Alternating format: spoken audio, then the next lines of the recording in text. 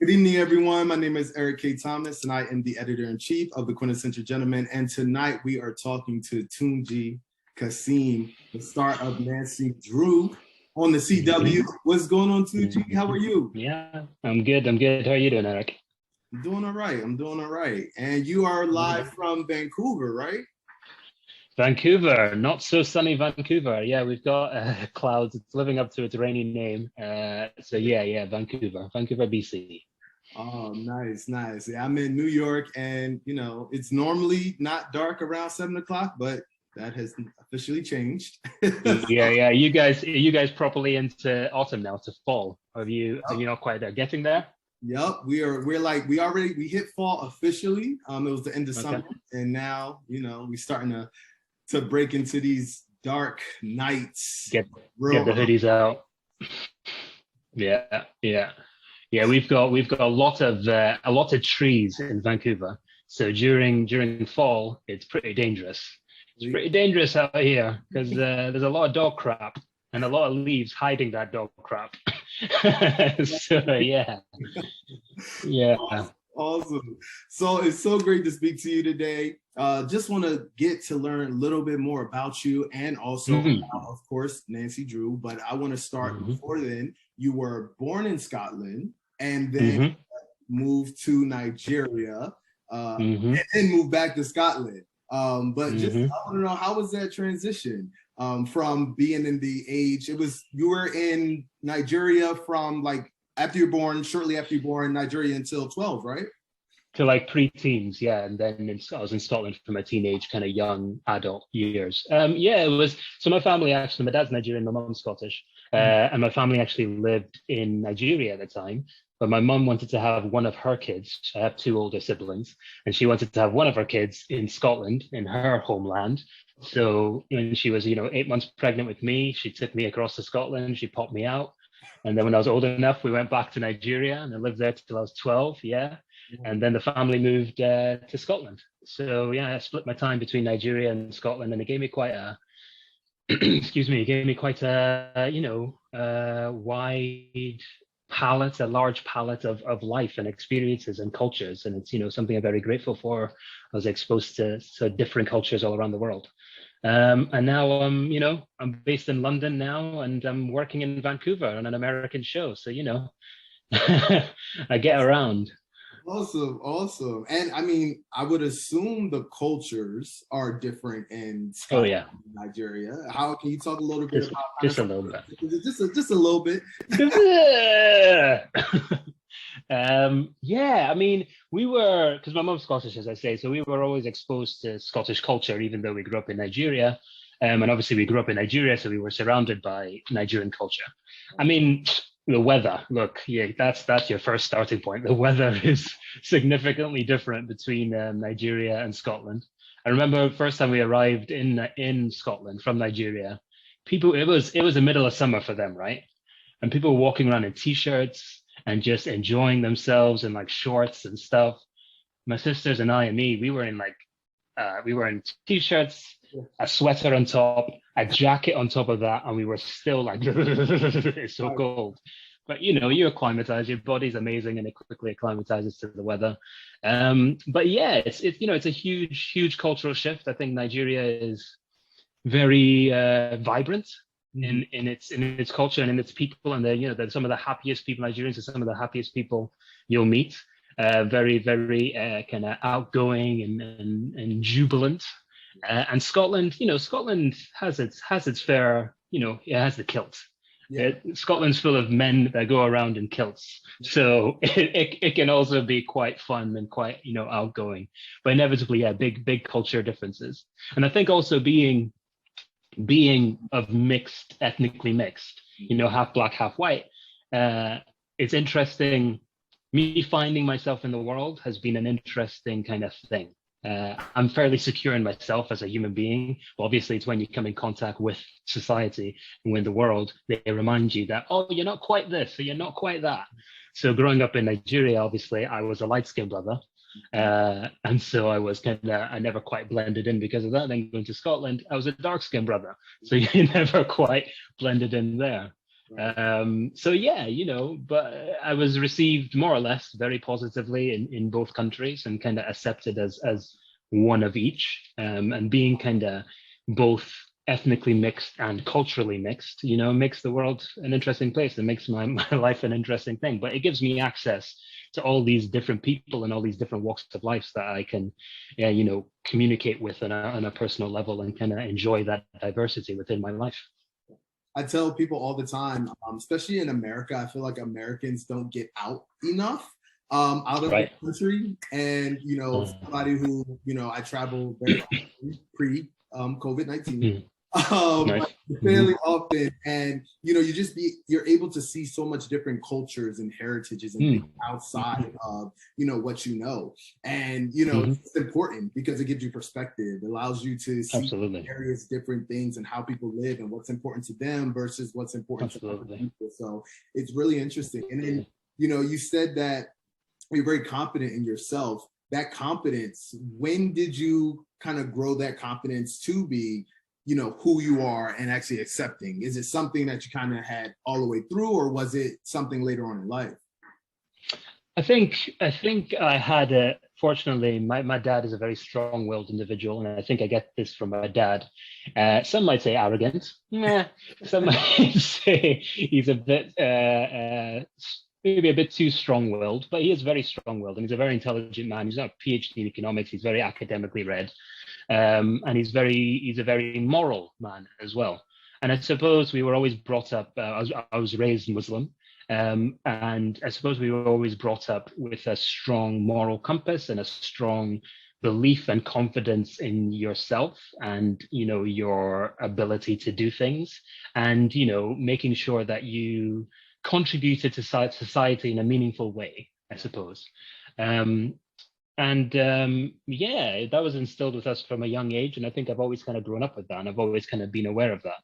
And yeah, I've always, to a degree, been aware of my differences from most of society, but it's never been something to shy away from or something to be embarrassed about. It was something that, well, that's me and that's my existence, and I just kind of, I don't wake up every day thinking, right, okay, here we go. So I'm not black, I'm not white, I'm mixed, I'm somewhere in the middle, and I'm living in Nigeria or I'm living in Scotland. You just get up and you do your day and you find your friends and you find the people you connect with and who connect with you. And yeah, but I will say the first time, everything we've been talking about, I don't think I necessarily ever consciously felt this to a large degree until I actually moved to London for the first time, because London was one of the first places that I went to. I went to drama school in Scotland and started working. I got a job down in London and moved down and started working there. And it was one of the first places I really went to where I wasn't self-conscious on a conscious or subconscious way about how I looked, just my appearance, my ethnic mix. It was a place where there's such a variety of ethnicities and cultures that there's so many of them as well, 8 million people. No one cares about you. No one cares about Tunji Kasim walking down the street and the fact he grew up in Nigeria and grew up in Scotland and didn't quite fit in anywhere, because everyone is just living their life, and it's such a mix and it's such a diversity there. That was one of the first true places that I felt like, oh, cool. That feeling you get when you walk into a room in a pub in Scotland, and I'm the only like non-white person there. That isn't there, and you can't. It's hard to articulate that to someone who hasn't experienced that. So we've experienced that, where you walk into a room and it's just white everywhere, and you're like, okay, cool, that's fine, absolutely. But inevitably, it makes you feel a certain way, a certain alienness, I suppose. And London was one of the first places where I felt like I didn't feel that alienness, and I didn't feel like people were looking at me in a particular way or anything like that. Now, not to say that London doesn't have its fair issues of, cultures and ethnicities clashing and coming together. It absolutely has its issues. But for its diversity, for me, I've been nowhere else in the world where I feel like, yeah, cool, everyone's just mixing and matching, and it's all good. You just live your life and you get by and you hustle the best you can, and that's what it's all about. So yeah. Oh, that's awesome. So tell me, when did this acting bug come? When did you know that you wanted to be an actor? Oh, when did I know I wanted to be an actor? I don't know if I can pinpoint it to a particular moment in time. I'm not one of these people. I'm kind of envious of these people that can go, yeah, I always knew I wanted to be an actor right from when I was, as soon as I could talk, I was like, yeah, acting's for me. I'm not one of those guys. Um, I think, I think it just kind of, I think there's always been a performer gene in me. Singing and kind of me and my sisters would do little shows for my mum and dad's anniversaries and things like that at home. We would perform songs and do little dance numbers. So that kind of performer gene has maybe always been in me. But I think I met a particular Irene Adam, who was my secondary school, high school drama teacher. Mm-hmm. And she saw something in me. She encouraged it. She said, we did like outside of school, we did a couple of plays. Because growing up in Aberdeen, which is where I grew up in Scotland, they have AmDram, amateur dramatic groups, but you predominantly do like Little Shop of Horrors and Jesus Christ Superstar and all these, like Annie, these musicals, right? Those are the go-to. And that was never really something I was particularly interested in. But Irene, my high school teacher, she started this group that did plays. We did straight plays. We did Talented Mr. Ripley, Biloxi Blues, which is a comedy, but they were plays. And that really sparked my interest, and that really sparked my kind of considering this as something that really stimulated my mind and something I was genuinely interested in. Because I was fine academically. I have a natural intelligence to me, which is fine, but I was not committed to the academic way of life. Yeah. I kind of blagged it, as we say in the UK. Kind of, just by the seat of your pants. You don't really study, but you're smart enough to kind of just get C's and B's maybe if you're lucky, and just kind of get by. Yeah. So academically, I was never into that. And then she really opened this world to me of like, well, you can apply to drama school, because it was basically, I came to the end of high school, and my dad, being one, the Nigerian, and two, the like PhD economics dude that he is, was like, well, what university course are you going to do now? Oh. And it was between computing science, or I kind of convinced him somehow to take me to drama school auditions. And he did, to his credit. He took me to drama school auditions. He drove me, 3 hours there, 3 hours back to audition. And I got in. And I managed to say to him, it's pretty rare that you get into drama school, Dad. So I feel like I've got to grab this opportunity now. And after I'll do the computing science course. If you weren't an actor, you'll be a computer engineer. We're just gonna say that, right? I would be, absolutely. I would be in a dark room somewhere typing code right now. Instead of talking to you, Eric. So yeah, life could have gone a very different path. But I went to drama school, and before I even finished drama school, I managed to get a job down in London at the Almeida Theatre, and fortunately, haven't stopped working since, and I may not managed to, make a career out of this, which is rare. When you think about all the actors that kind of come through, I'm very fortunate to have been able to kind of, find my place and keep working. Yeah. Awesome. So just kind of, before we get into specifics and the actual show, I know that your background from, plays and that type of theatrical space is different from, or I'm gonna ask you, is it different from you preparing for plays than you preparing for like TV and episodic shows? Oh yeah, it's different. As you knew the answer to that, Eric. Hey, I don't want to put words in people's mouths. They might say, right. Hey, we're good. I'm great like that. Of course, it's the exact same thing. What are you talking about? No, it is very different. Of course, it's different. Performing in front of 1,000 people live, where you only get one take, you got to get it right. You got to come prepared, or you got to get it right that one night. Or being on a set where you get like take 7, take 8, take 9, provided you have the time. Of course, time is money. But no, yes, of course, it's quite different. It's quite a shift in just craft, in skills that are required from you. But I've been very fortunate to be able to do both. I've been very fortunate to develop those crafts and those skills that allow me to communicate live with 1,000 people in front of me. That's nothing I can't even put into words what that's like. Yeah. It's a fantastic thing, and feeling that live energy, and they're either with you or they're not, and when they're not with you, and when they're with you, and that's a fantastic thing. But yeah, the skills required to do then TV and being very intimate and being on a camera and it being right in your face and it being very, very close to you, and you don't have to project, you don't have to push that emotion out. Yeah, definitely something I had to adjust to, and something I purposely went looking for, having done so much theatre. I did one TV job kind of the start of my career, and I won't say what the TV show was, but it kind of it made me kind of question myself as to is this what I wanted? Because it was very fast and the production value wasn't particularly high. There wasn't a big budget to it, and it was very fast, kind of, for want of a better word, cheap TV. Yeah. And I'm very glad I did it, no doubt, and I worked with some wonderful people on it. But I quickly realized that, okay, this is not the arena. As a young actor at the time, this is not the arena that I want to hone my craft in. So that led me to doing theatre for so long, working with the Royal Shakespeare Company at the National Theatre in London, doing many projects, which I'm fantastically proud to have done and be a part of. But then inevitably you feel like, as an actor, okay, well, I'm kind of putting myself into a corner here. I'm not really expanding my horizons. And suppose it got to 2019 when I decided, all right, let me go to America. I just finished Antony and Cleopatra at the National Theatre, playing Caesar, which was a fantastic experience. And I thought, right, I've done enough theatre for a little while, I think. Let me go to America and see if I can, get something moving there, and go towards camera a bit more. Yeah.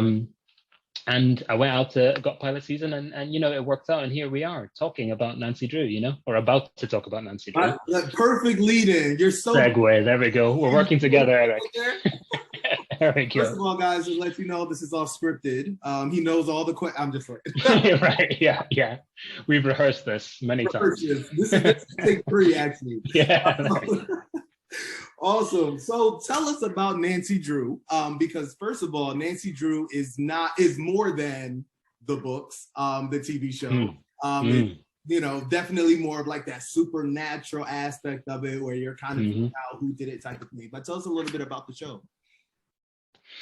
Yeah, it's very different from the books. I grew up. I had a couple of books in Nigeria. Oddly enough, growing up, we had 2 or 3 Nancy Drew books. So I knew the character, I knew the world, I knew the books. Yeah. And so when I got that email for the audition, it was like, yeah, okay, cool. Oh, the Nick. Oh, cool, great, let's do it. Or Ned in the books, Nick in our version.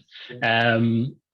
And met with the guys, and they were very cool, showrunner and the writers, and they were very cool. And I got the job, and here we are 3 into our 3rd season.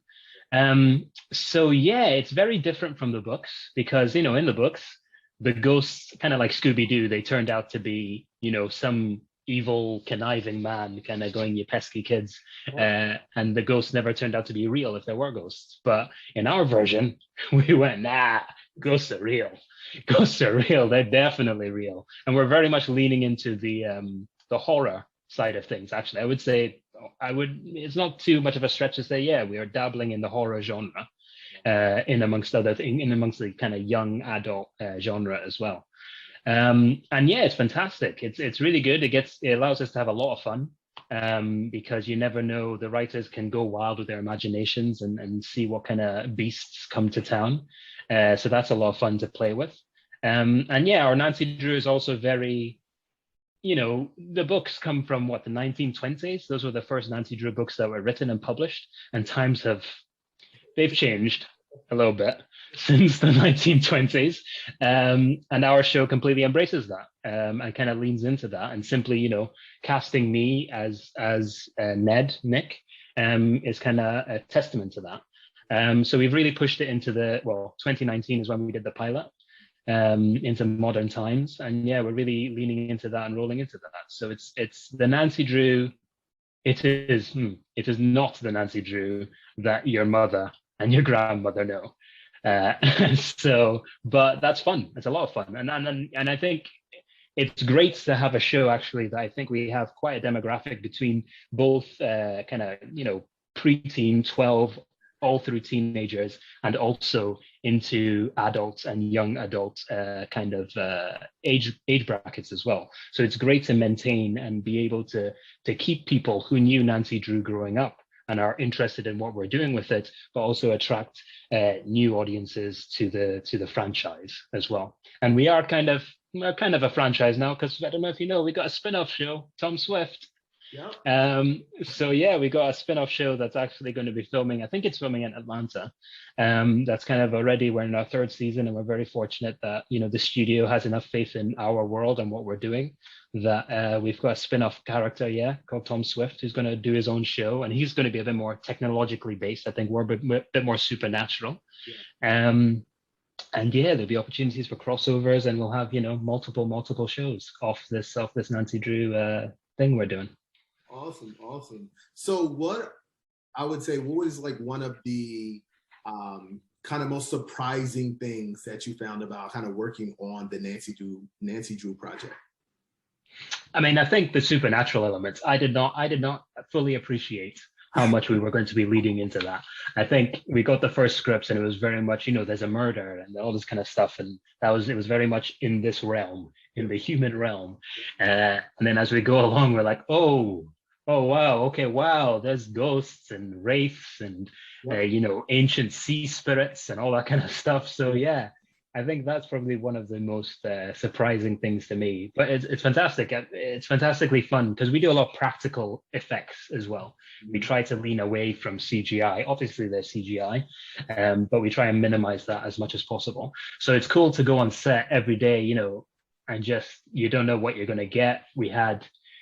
I remember in season 1, we had the Lucy Sable was one of the ghosts that was kind of haunting Nancy, and that was a mystery to be solved. And I go into work one day, and they literally have the actor who's in full makeup with, like, she was drowned, so she was very kind of wet, drab down hair, and her makeup's like running, and she's pale, like she's been decomposing for the last 3 years.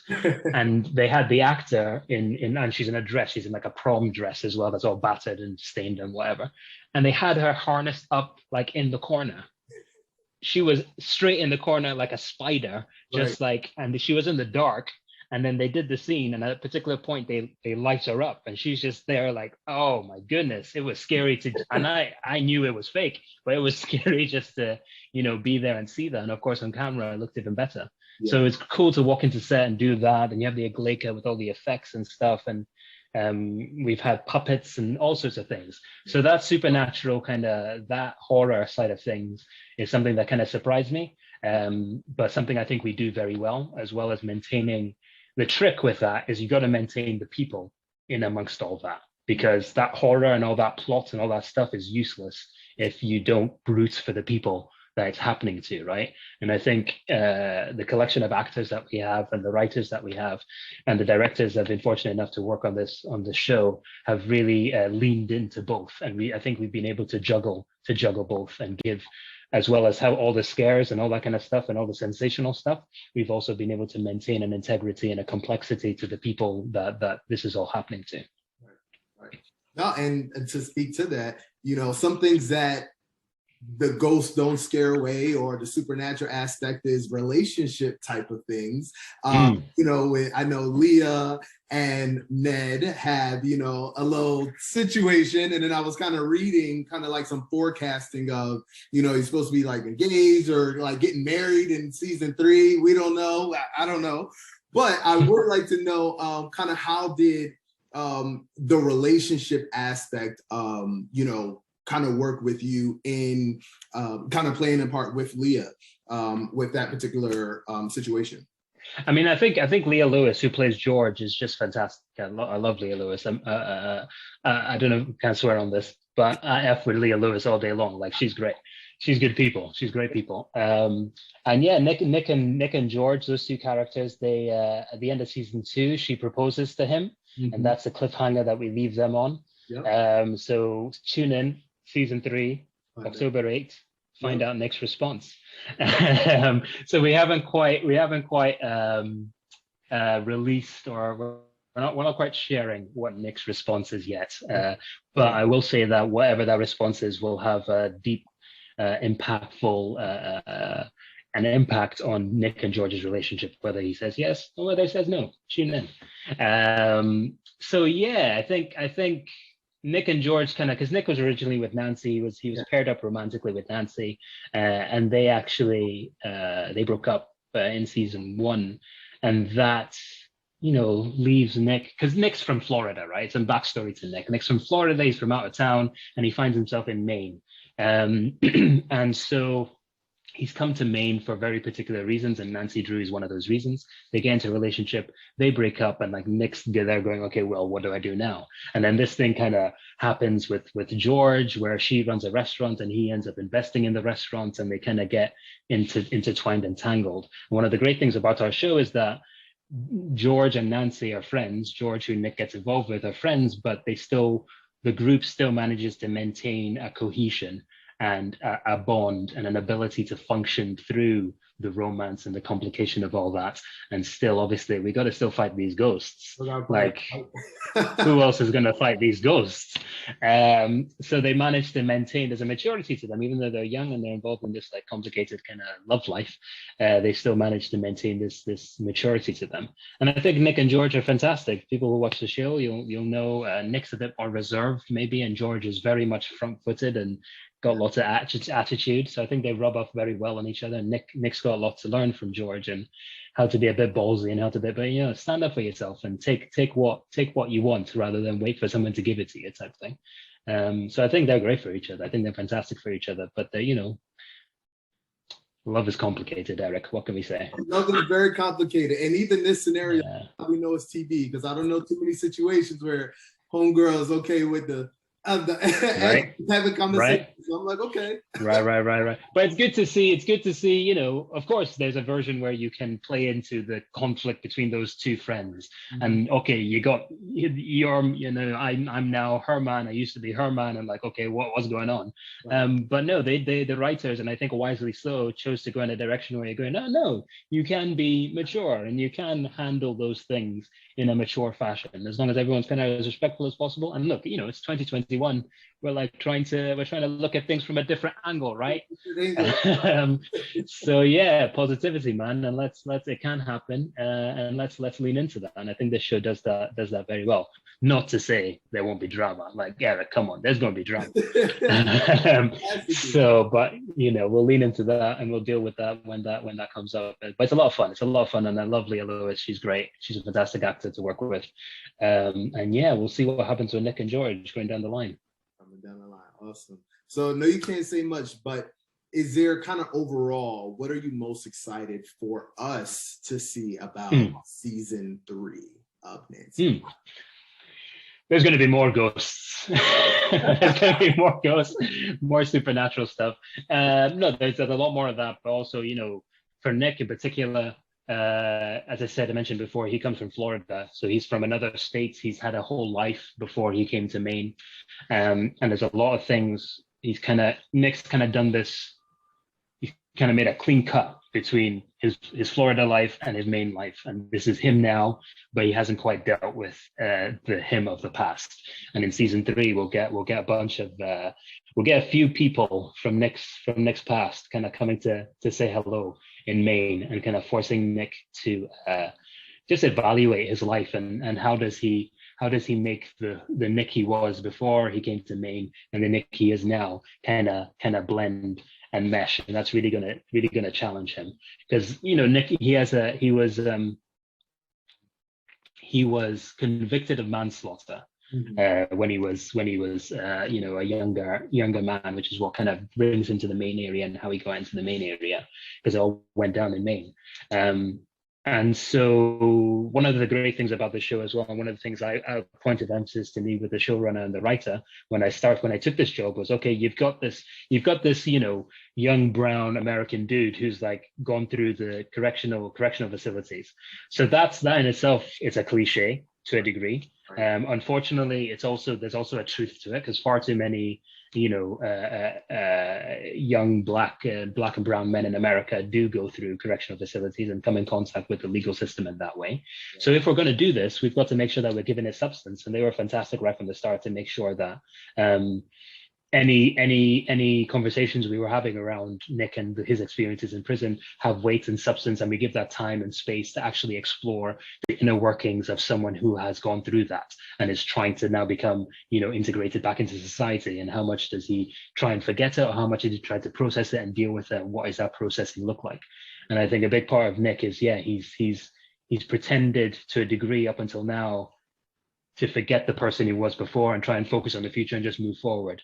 But forgetting isn't necessarily healthy. You know, of course, that's a way of dealing with things, but as we know, that's not, it'll catch up with you if you don't process and you don't take time to kind of deal with those things and figure things out.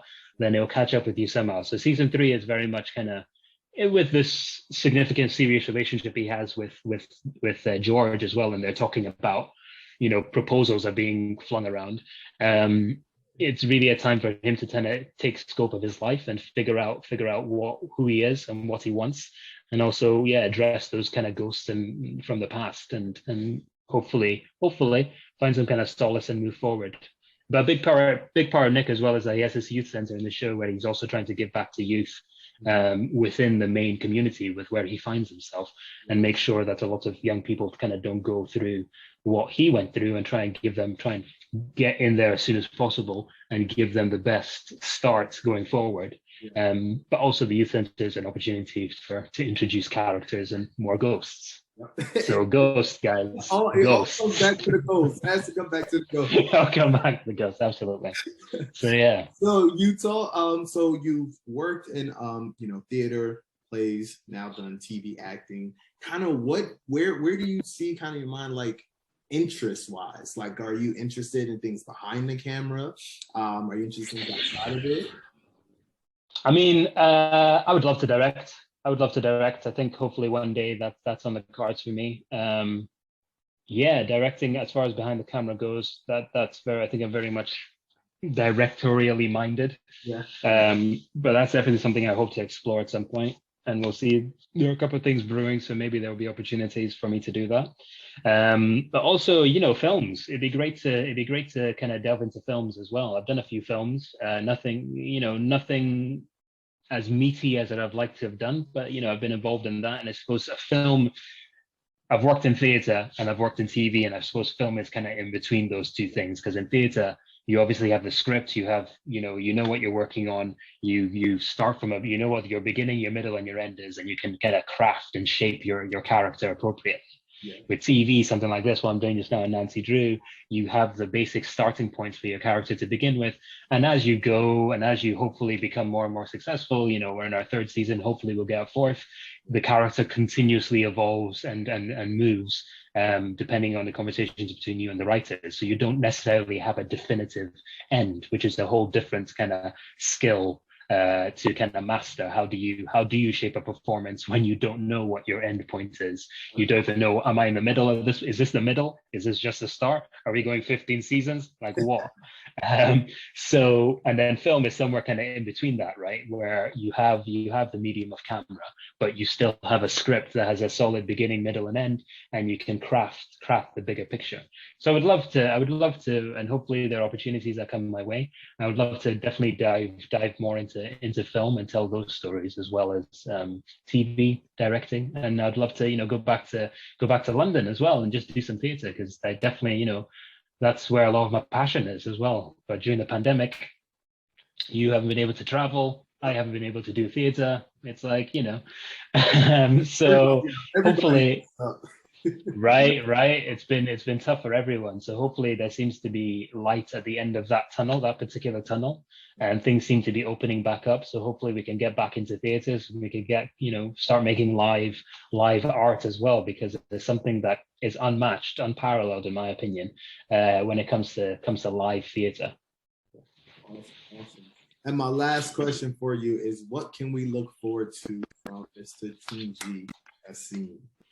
As I say, I mean, we've got Nancy Drew coming out. That premiere is this Friday. Yep. So that's that's season 3 coming out, and down the pipeline we'll just, as I say, I really want to get back to London and do some theatre.